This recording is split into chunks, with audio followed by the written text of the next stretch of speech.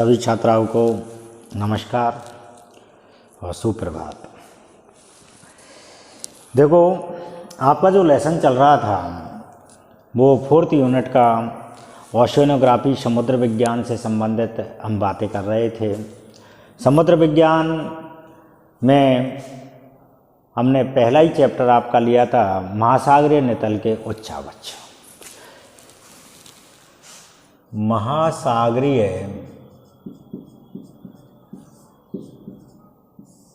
नितल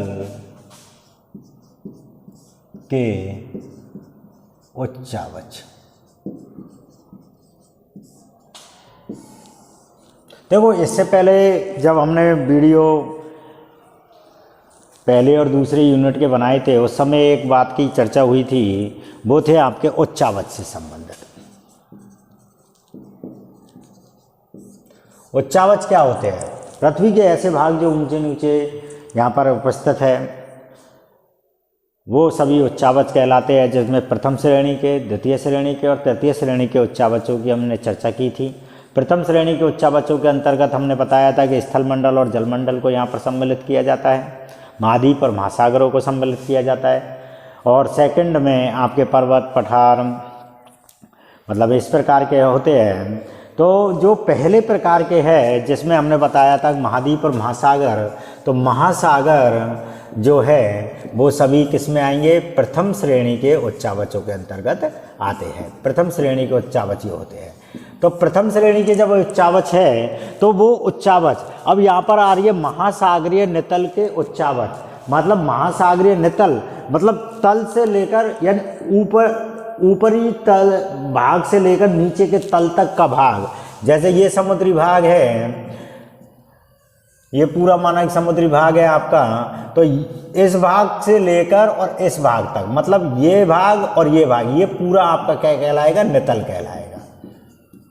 मतलब ऊपर से लेकर और अंदर गहराई तक के भाग, जो पूरा एक भाग होता है उसे कहलाते हैं नितल। तो यहाँ पर नितल के उच्चावच, तो उच्चावचों का मतलब ही ऊपर से लेकर नीचे तक का भाग होता है। ऊपरी भाग भी होते हैं, निचले भाग भी होते हैं। तो महासागरों के उच्चावचों का वर्णन यहाँ पर हो रहा है।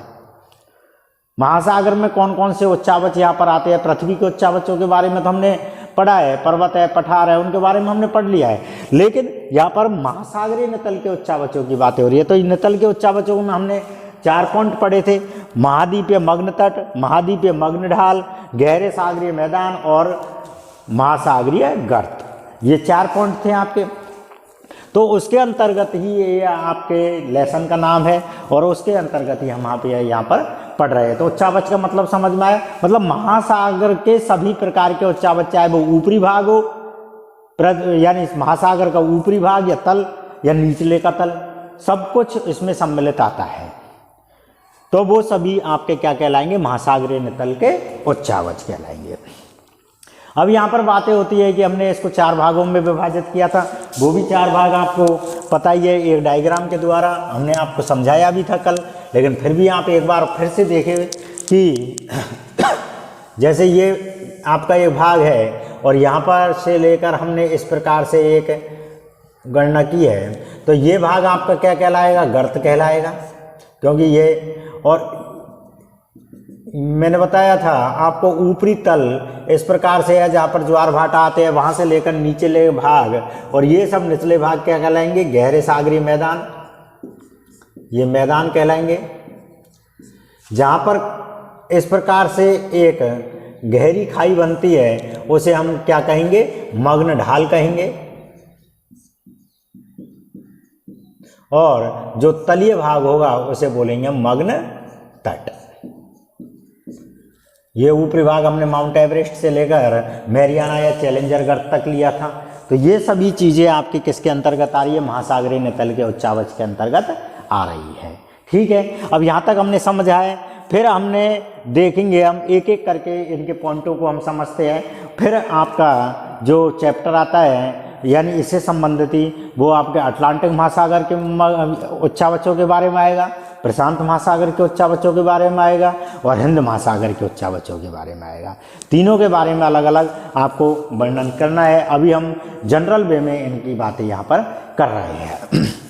तो पहला पॉइंट हम इसमें से ले रहे हैं मग्न तट। मग्न तट की यदि हम बातें करें तो ऐसे बोलेंगे महाद्वीपीय मग्न तट। महाद्वीपीय मग्न तट के कौन किन्हें कहते हैं? महाद्वीपों के बेभाग, महाद्वीपों के बेभाग जो समुद्री जल में डूबे रहते हैं। समुद्री जल में डूबे रहेंगे और काफ़ी बार वो नग्न भी हो जाते हैं। मतलब जहाँ पर समुद्री जल आता भी है और चला जाता है, आता भी है और चला जाता है। मतलब हम बीच की बातें कर रहे हैं। यहाँ पर जो तटीय भाग होता है, जहाँ पर मैंने बताया था लोग वहाँ घूमने के जाते हैं, पर्यटक पॉइंट होता है, मतलब स्थल मंडल और जलमंडल के मध्य का भाग, जैसे हम इसकी बातें कर रहे हैं तो ये माना कि आपका स्थल मंडल है और ये जलमंडल है, और इसका जो मध्य का भाग है ये क्या है, कहलाएगा आपका मग्न तट। जहाँ पर ज्वार भाटा आते भी है, आता है, ज्वार आता है, भाटे के द्वारा चले भी जाते हैं। पूर्णमासी अमावस्या के दिन यहाँ पर खूब टाइड्स आते हैं, तो वो चीज़ें होंगी आपकी मग्न तट। सामान्यतः इनकी जो गहराई मानी गई है वो मानी गई है 100 फैदम। अब फैदम क्या होता है? फैदम एक इकाई है, गहराई मापने की एक इकाई है। एक फैदम बराबर 6 फीट माना जाता है। एक फैदम बराबर 6 फीट है। तो हम बातें कर रहे हैं 100 फैदम की, तो लगभग हम बातें करते हैं कि 600 फीट की गहराई लगभग यहाँ पर पाई जाती है। 600 फीट तक की गहराई यहाँ पर पाई जा सकती है। तो एक फैदम बराबर 6 फीट होता है। यहाँ पर 100 फैदम की हम बातें कर रहे हैं, तो सामान्यतः इसकी गहराई मानी गई है आपकी 100 फैदम। किसकी? मग्न तट की। तीसरी बातें हम यहाँ पर करेंगे, जो समुद्री भाग है, समुद्री भाग जैसे 100% है, और 100% में से आपका मग्न तट का जो भाग है, लगभग आपका 8.5% भाग किससे घिरा हुआ रहता है? मग्न तट से बना हुआ रहता है। मतलब उसके अथाह सागर से लेकर गर्त, मैदान, ढाल, तट, और उसमें से जो मग्न तट का जो भाग निकल के आता है वो आता है आपका 8.5%। लगभग जितने भी समुद्री इलाके होते हैं, महासागरीय इलाके होते हैं, उनके और स्थल मंडल के मध्य का भाग जहाँ पर पर्यटक पॉइंट बना रहता है, वो लगभग 8.5% भाग उसका रहता है। किसका? मग्न तट का। अगली बातें कर रहे हैं हम यहाँ पर कि ये भाग जो मग्न तट है वो अटलांटिक महासागर में इसका जो प्रतिशत है वो 13.3% माना गया है। प्रशांत महासागर में 5.7% माना गया है, और हिंद महासागर में 4.2% माना गया है। तो सर्वाधिक किसका हुआ? सर्वाधिक मग्न तट कहाँ पाए जाएंगे? अटलांटिक महासागर में। उससे कम कहाँ पाए जाएंगे? प्रशांत महासागर में। उससे कम कहाँ पाए जाएंगे? हिंद महासागर में। तो सर्वाधिक की मात्रा आपको कम से कम यहाँ पर याद करनी होती है कि सर्वाधिक मग्न तटों की संख्या या सर्वाधिक जो मग्न तटों का प्रतिशत है वो कौन से महासागर में पाया जाता है? तो वो पाया जाएगा आपका अटलांटिक महासागर में। अटलांटिक महासागर में पाया जाएगा। तो ये आपका कुछ पॉइंट था जो आपने यहाँ पर लिया है। इसके साथ ही हम बातें कर सकते हैं कि जो मग्न तट है, मग्न तट ज़्यादातर जैसे हम बातें कर रहे हैं प्रशांत महासागर की, और प्रशांत महासागर का यदि आप एरिया देखते हो वर्ल्ड के एवज में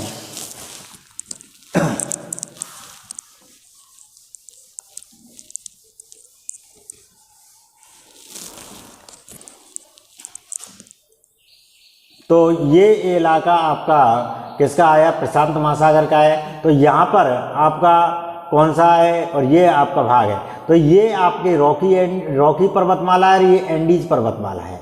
रॉकी और एंडीज पर्वतमाला ये मतलब नॉर्थ अमेरिका है, और ये आपका साउथ अमेरिका है। तो यहाँ पर रॉकी पर्वतमाला है, यहाँ पर एंडीज पर्वतमाला है, और ये प्रशांत महासागर है। प्रशांत महासागर पैसिफिक ओशियन है, पैसिफिक ओशियन है। तो इस जगह पर जो माना कि यहाँ पर रॉकी एंडीज और दोनों जहाँ पर्वतमालाएं पाई जाएगी वहाँ पर जो मग्न तट है वो संकरे पाए जाते हैं, मतलब छोटे पाए जाते हैं। और जहाँ पर ये नहीं पाए जाते वहाँ पर ये अपना विस्तार आराम से कर लेते हैं, क्योंकि विस्तार कब नहीं होगा? जब कोई अवरोधक आ जाएगा। कोई अवरोध आ जाता है, जैसे पानी है बह रहा है और कोई अवरोध के रूप में कोई दीवार आ जाती है, तो वो वापस लौट कर चला जाता है वहाँ से। तो यहाँ पर पर्वत आ जाते हैं, तो इसकी वजह से ये जो क्षेत्र है वो सक्रिय पाए जाएंगे जहाँ पर पर्वतमालाएं पाई जाती है। तो ये था आपका महाद्वीपीय मग्न तट। दूसरे नंबर पर हम बातें कर रहे हैं महाद्वीपीय मग्न ढाल की। महाद्वीपीय मग्न ढाल क्या होते हैं? ऐसे भाग जो महाद्वीपीय मग्न तट के और मैदान के बीच में पाए जाते हो और जो एकदम गहरे अथाह सागर की ओर आपको ले जाएंगे, जिनमें ढाल की स्थिति बहुत ही तीव्र होती हो, वो सभी किसके अंतर्गत आते हैं? मग्न ढाल के अंतर्गत आते हैं। तो हम बातें कर रहे हैं यहाँ पर जो महाद्वीपीय मग्न ढाल है, उनका जो ढाल पाया जाएगा वो पाया जाएगा 2 डिग्री से 5 डिग्री के मध्य पाया जाएगा और इसकी गहराई जो है वो 3600 मीटर से लेकर 8100 मीटर तक इसकी गहराई मानी जाती है। मतलब गहराई काफ़ी अधिक है। कारण है उसके पीछे कि किसी जगह पर आप देखते हैं कि कोई नदी है या कोई तालाब है, उसके किनारों से एकदम आप कभी बार पैर फिसल जाने की वजह से देखते हैं लोग बाग डूब कर मर जाते हैं, तो क्योंकि उसके जो किनारे हैं उसके पास ही एक ढाल पाया जाता है और उसकी वजह से वहाँ पर फिसलन अधिक होती है। तो यहाँ पर किसी भी प्रकार का आपको क्या पाया जाएगा? मतलब यहाँ पर जो अपर्दन है, अपर्दन यहाँ पर सर्वाधिक पाया जाएगा, क्योंकि लगातार अपर्दन होता रहेगा। अपर्दन मतलब कटाव की स्थिति यहाँ पर अधिक पाई जाती है। साथ ही बातें कर रहे हैं हम कुल क्षेत्रफल की। जो कुल क्षेत्रफल है आपका मग्न ढाल का, वो माना गया है यहाँ पर 8.5%। इतना ही इसका था मग्न तट का और इतना ही मग्न ढाल का है। यहाँ पर कंदराएँ भी पाई जाती है। कंदराएँ मतलब गुफाएँ, क्योंकि जब ढाल पाया जाएगा, जब अपर्दन अधिक पाया जाता है तो काफ़ी बार वो गुफाओं का निर्माण कर देते हैं, कंदराओं का निर्माण कर लेते हैं, तो इसलिए यहाँ पर कंदराएँ भी पाई जाती है। साथ ही हम बातें कर रहे हैं ये अटलांटिक महासागर में इसका जो प्रतिशत है वो 12.4% है, प्रशांत महासागर में ये 7% है और हिंद महासागर में ये 6.5% पाए जाते हैं। तो यहाँ पर भी सर्वाधिक मग्न ढाल आपके अटलांटिक महासागर में ही पाए जाएंगे, सेकंड नंबर पर आपके प्रशांत महासागर में पाए जाएंगे और थर्ड नंबर पे आपके हिंद महासागर में इनका प्रतिशत पाया जाएगा। ठीक है, ढाल इनका 2 से 5 डिग्री का होता है, गहराई 3600 से 8100 मीटर तक पाई जाती है, कुल क्षेत्रफल 8.5% है। कंदराओं का निर्माण ये कर सकते हैं, अपर्दन यहाँ पर अधिक होता है। साथ ही अटलांटिक महासागर में 12.4% पाए गए हैं, प्रशांत महासागर में 7% पाए गए हैं, जबकि हिंद महासागर में 6.5% ये पाए गए हैं। जबकि गहरे सागरीय मैदान की हम यहाँ पर बातें करेंगे। तीसरे नंबर पर महासागरीय मैदानों की हम बातें करेंगे, तो इनका जो औसत गहराई मानी गई है वो 3000 से 6000 मीटर तक मानी गई है, जबकि यहाँ पर अपर्दन है वो नगण्य होता है, क्योंकि मैदानी भागों में अपर्दन कम पाया जाता है।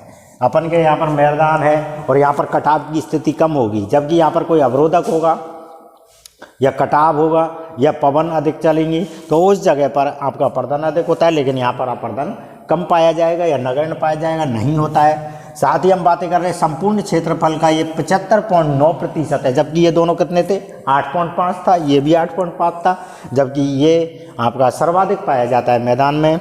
संपूर्ण क्षेत्रफल है इसका 75.9% है, 75.9% है। अब बातें कर रहे हैं हम कि प्रशांत महासागर में इसका जो प्रतिशत है वो 80.3% क्षेत्रफल में आपके गहरे सागरीय मैदान पाए जाएंगे, जबकि हिंद महासागर में 80.1% पाए जाएंगे, जबकि अटलांटिक में ये 54.9% पाए जाएंगे। क्यों? क्योंकि अटलांटिक का तो यहाँ पर प्रतिशत बढ़ गया, यहाँ पर आपका 13.3 था और यहाँ पर 12.4 था, लगभग 26-27% तो यहीं चला गया। तो अभी तो गर्त और है, तो अटलांटिक महासागर में 54.9% है, जबकि प्रशांत महासागर में 80.3% और हिंद महासागर में 80.1% है। तो इस प्रकार से आपके महासागरीय नितल के उच्चावचों की यहाँ पर वर्णन हो रहा है। अगला जो बात होंगी वो हम करेंगे गर्तों पर, क्योंकि गर्त आपके कुछ एग्जाम में भी आते हैं कि कौन सा गर्त कौन से महासागर में है, कितने गर्त कौन से महासागर में पाए जाते हैं, कौन सा गर्त कहाँ पाया जाता है। तो उनके बारे में एक अलग से ही हम वीडियो गर्तों का लेंगे, जो अगला वीडियो आपका होगा।